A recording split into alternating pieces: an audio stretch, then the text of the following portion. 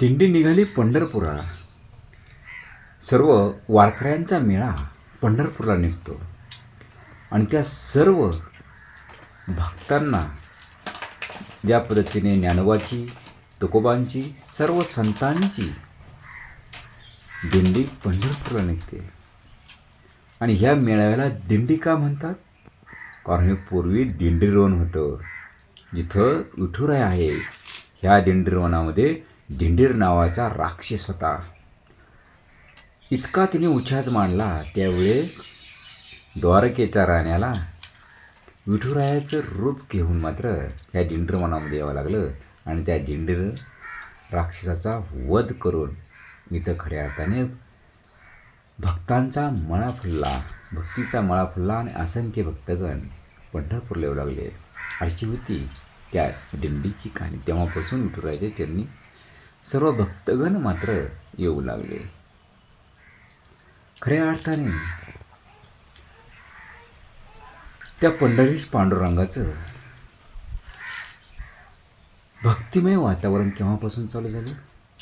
ज्ञानोबाने वाळवंटामध्ये नामदेव महाराजांना कीर्तन करायला लागले.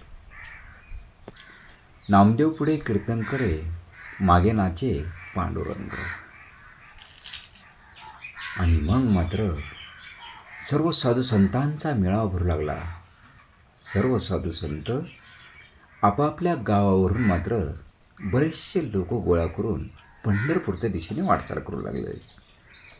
आणि त्याच मेळाव्याला मात्र ह्या दिंडीरवनाच्या नावानं दिंडी हे नामकरण मात्र रूढ झालं. असंख्य वारकरी, हाती टाळ, मुखी नाम आणि विठुरायाची पालखी.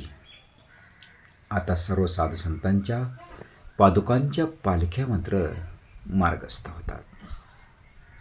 आणि मग मात्र हे दिंडी नामकरण झालं. ते दिंडीर हा राक्षसापासून ही भूमी मात्र श्री विठुरायाने सोडवली. असंख्य भक्तगण, असंख्य संतगण जोडले गेले आणि त्या विठुराया हा संपूर्ण ख्याती मात्र पसरली त्या विठुरायाची. त्या विठुरायाला नमन करूया, त्या साधू संतांना नमन करूया. जय श्री हरी विठ्ठल. भक्ताविना देव नाही आणि देवाविना भक्त नाही. दोघांना बी दोघांची गरज. तेव्हा त्या विठुरायाला नमन.